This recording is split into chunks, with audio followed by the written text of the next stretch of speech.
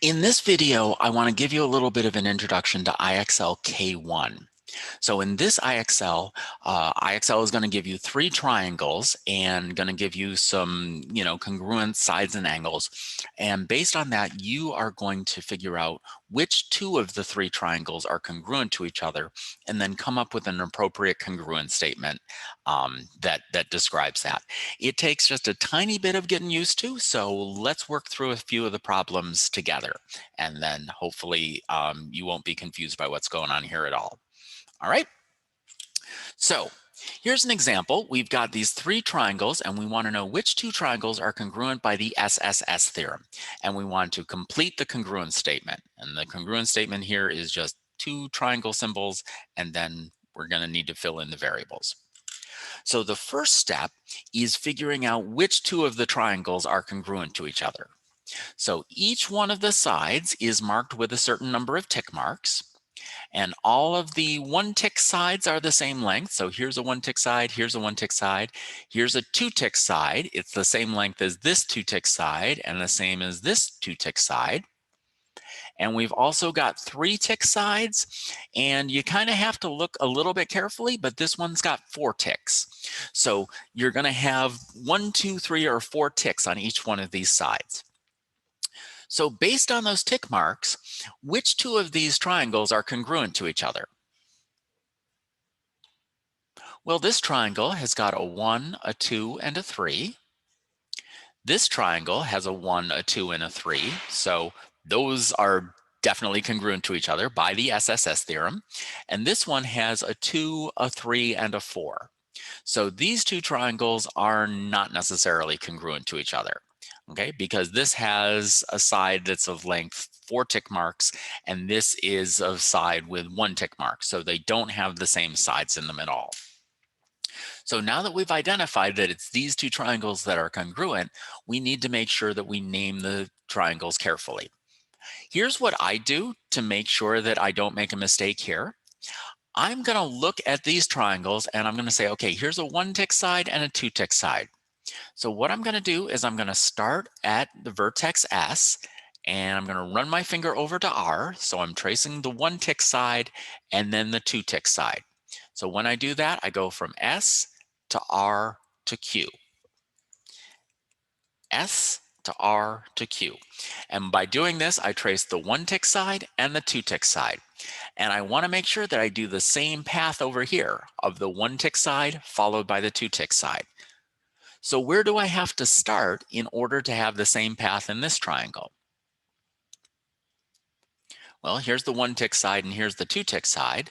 So I need to start at X. And the path I'm doing is going to be X to Z to Y. Once again, I'm following the 1 tick side and then I'm tracing the 2 tick side. And that path was X to Z to Y. And you can see when I do that, that now these three vertices on the two triangles line up. S and X are both where the 1 tick side and the 3 tick side meet. The second letter here, I've got an R and a Z. So R is where the 1 and 2 tick sides meet. In this triangle, Z is where the 1 and 2 tick sides meet, so they correspond. And the same thing for the last vertex. Q is where the 2 and 3 tick vertices edges meet, and Y is where the 2 and 3 tick sides meet for this. So this is the correct order in which to put the letters. I want to be clear, I could have picked the 3 letters SRQ in any order I wanted to. I didn't need to follow the 1 tick side and the 2 tick side. But when you've set an order for these 3 letters, you do have to make sure you're following the same scheme for coming up with the letters of these 3 sides. Does that make sense? So this is not the only correct answer, but it is the only correct answer where the first triangle is labeled SRQ. And that was excellent. All right, here's the same problem, except this time they're talking about the Sas theorem. So look at these 3 triangles and see if you can figure out which two would be congruent by the Sas theorem. So SAS stands for side angle side, And just like the A is between the two S's, we're looking for an angle that's between two sides. So this angle is between a 1 and 3. This angle is between a 2 and 3. And this angle is between a 1 and 3. So which two triangles here are congruent? Well, it's the first one and the third one, because these are the two where the sides are 1 tick and 3 ticks. This one has a 2 tick in there, which is not the same length.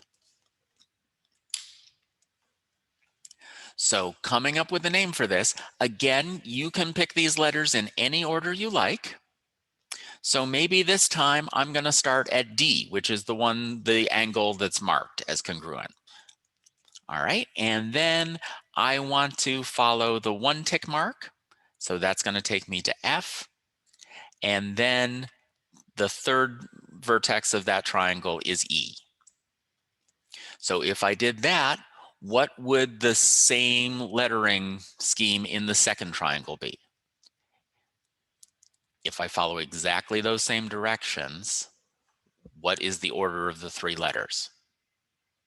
Well, I start off with the P, I start off with the marked angle, then I follow the 1 tick edge, and then I'm going to go along the blank edge. So that takes me from P to Q to R. So you get to choose, to say what I said before in a different way, you get to choose the starting vertex and the path for this triangle. But once you do that, you need to make sure that you're following that same path in the second triangle. And this one, again, terrific.